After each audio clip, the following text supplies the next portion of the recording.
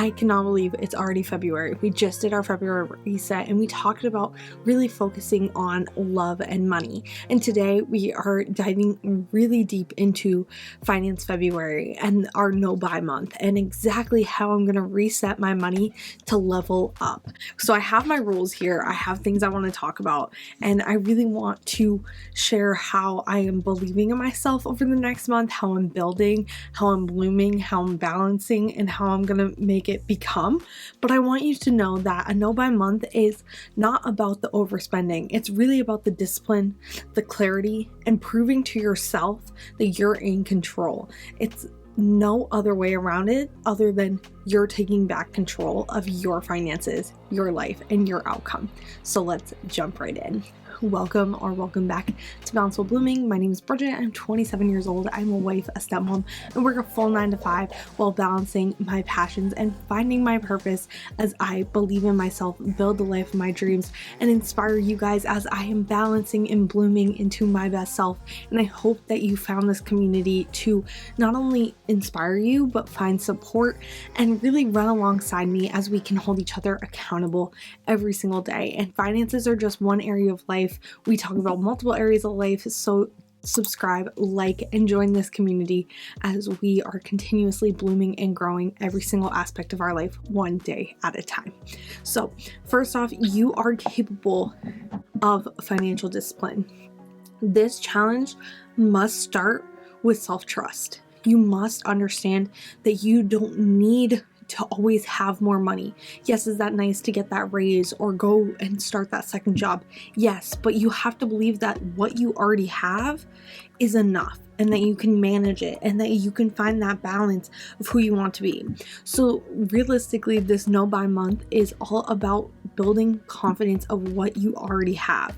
What if I can pause my spending or shift it? What if I say no to those impulses, the things I don't really need, what no longer aligns with me, and I can reach my goal, any financial goal, any money goal, anything for your current self or for your future self. And you need to start saying, I'm choosing my future over the momentary comfort of spending my money. So what clear rules are we setting for success?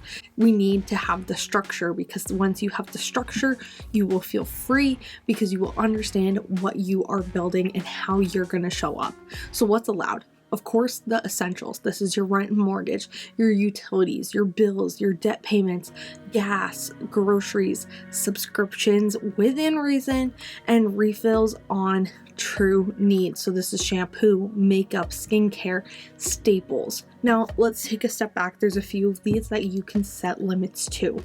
First off are those refills. Maybe set up, okay, you have $50. So if you run out of makeup, do you need that right now? Or do you need the shampoo that's about to run out? You can't just be like, okay, I have this money, I can use it. Really think and see what refills you need, why you need it, and if you want to keep using it. Subscriptions. We are going to try to cut a lot of our subscriptions, but there's a lot we have. So we have a beer subscription, which is for my husband. It's his hobby. It makes him happy. It's a passion. So I'm not going to cut that. But could we cut some of our Xbox spending or our subscriptions for TVs and networks and all of those different platforms? Maybe. So we'll see where we can go with those. It's really taking a step back of what we want and what we don't want. And then groceries, we are doing $900 total budget. That is for our quick runs. It's anything we need for the animals, anything we need from toilet papers, all of those, which are essentials, but trying to cut it back to about $225 a month. And that for us, while we do wholesale shopping, that is something that we may hit a little bit over, but if we can round up around 900, we're right on track for what we want to see for success. Now, what is a no? No fun shopping, no online shopping, no dining out or fast food, and no just like browsing out and about or emotional spending. Nothing that you want to maybe try and maybe return, none of that. This is all about understanding where you need to focus, removing the distractions, and understanding that this is not to restrict you. It's to get you clear on exactly what you want. How are we going to find balance? Well, we need to set boundaries and not burn out, not give up, and understand our goals. You need to understand that this is not just about your finances. This will let you move and give and take as you balance every other area of life. Maybe 1 month that you do a no buy day, you're realistically saving all that extra money for a trip, or you're going towards your debt, or a family vacation, or it's going towards your personal development book or something, that it all comes together, a home project. You never know where this money that you are saving in a no spend month can actually help a different area of life. So let's find out what these boundaries are for me and how we're going to do this without burnout and really be intentional. So first things first is, how are you going to protect your boundaries? You know your goals, you know what's going to give you that calm and honestly the priorities of what is going to make me happy, why am I doing this, and understanding that you are protecting your future, you're protecting your finances, and that you're showing up for the person you want to be in the future. So this is not just a goal, there's a bigger why or reason. Really think about what in this whole life balance that this monthly no buy is for. And instead of shopping or eating out, make it quality time. What can you cook? What can you try? What can you adventure out to? Use what you already own, or do low cost joys. Like, think of things that you have in your house. There's so much that we have. I mean, we just decluttered our house and there's a lot that we could sell, donate, get rid of. But honestly, dive deep into that declutter and figure out what you have. Do you have board games? Do you have things that just help you? Can you go for a walk? That's a subscription. You have the gym. Go do that. That's technically free. It's something that you're already paying for. It's already something that you have put in the budget and nothing's extra. And you can also do at-home dates. You can journal. You can take time for yourself and be creative. Think of things around your house that you can do for fun.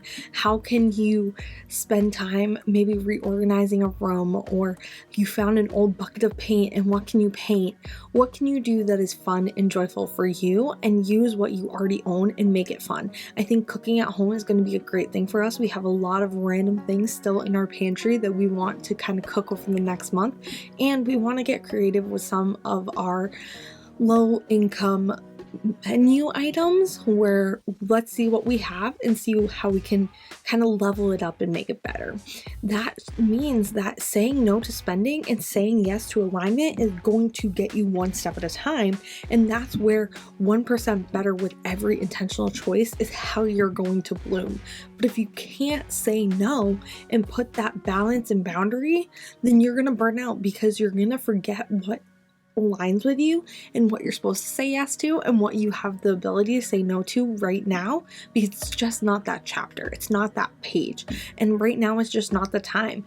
But each day you don't have to necessarily have a win. You can just do it one day at a time. Okay, did I not spend? Did I do good this week with tracking our groceries? Did I do less than 250? That's a win. Did you go out and buy that coffee? It's not a loss, but maybe journal about it. Maybe think about it and see, was that really worth it right now? What is that going to do for me? And really think about how each time you pause that you're actually growing. So I want you to take the time that intentional choices are going to cause the win. It's not exactly that you did it right or wrong today. It's about that you caught yourself, you realized what you did, and you're either going to learn from it or celebrate yourself for how you showed up. I want you to start tracking your money not spent, the debt progress, and your awareness around your habits and hobbies and everything around you that you're willing to do, and think about where each penny is going to go.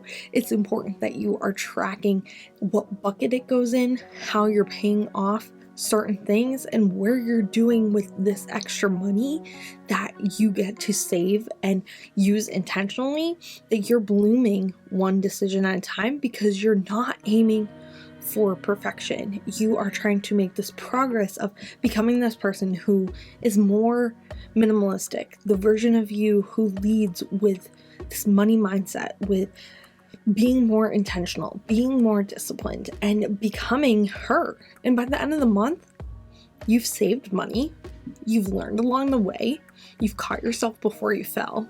And this isn't just about this month. I want to do this maybe every other month, every quarter, like once a month in a quarter, and understanding that you can create the structure, that I can build my dream life, and that I have control, that the gratification that may take a couple extra months or years is where the delayed gratification. Do I need that thing right now? Or can I wait and put it off until something better comes? Or do I have a plan already set in stone? Know that you're in control of your money. You have it set in stone. And a little side note, I am kind of taking this a step back to also be realistic that I'm a married couple. I have a husband.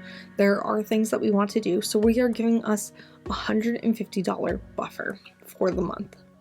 $150 to slack, miss out, get a coffee, do something, because I need that balance. I need to feel like I'm in control. But I'm also the one setting up the systems. I'm also the one creating the life. And together, I can't control someone else. But if you're doing this alone, you don't need to feel out of control with your money. I want you to become a person who leads with boldness, confidence, and knows where they're going in life, and knowing that they're in a financial spot of discipline, not feeling distracted, and knowing that they can trust themselves. So the biggest outcome when you're believing in yourself, have that mindset that you can do this. It's only 28 days if you're doing this in February, or 31 days of the year. Start with 1 month at a time, build your plan. Figure out how you want to structure it. How is that going to look like for you? And what is the success at the end going to look like if you build it that way? And then find balance. Where can you really catch yourself before you fall? Where can you say yes? Where can you say no? And where can you still live that dream life with cooking at home, or doing a different hobby, or showing up in a different way? That's going to have you still live a fulfilled life. Because if you start choosing one intentional choice at a time, that's where you're going to find growth. Every time you catch yourself, or you spend the money and you have to go back and be like, how can I learn from this? Learn when to say yes, when to say no, and have communication with people around you. Don't be afraid to talk about money. Don't be afraid to really lean into this person you want to become, because you're going to surround yourself with people who understand that you're doing this for you. You're trusting in yourself. You're building the life of your dreams. You're finding balance, and you're blooming to become this next level person. Those are the people that you want to surround yourself with. So I'm here to inspire you to do your no buy month. Figure out what you can do for the month of February. Figure out how you can show up for yourself, and then tell me what your rules are, how you're setting boundaries, and how you want success. And let's check in at the end of the month together in our next monthly reset of how you did for your no spend month. And let me know how I can help you just hold yourself accountable, and what other financial aspects of life that you want me to cover here, because we are always blooming, we're always becoming, and you need to believe in yourself to find the balance and build one day at a time. Join this community. I cannot wait to see how you join this challenge with me, and let's do it together. We got this. It's 28 days if you're doing this in February. It's only 31 days. You will be so happy with who you become in the next month. Let's do it, and I will see you guys soon. Bye, guys.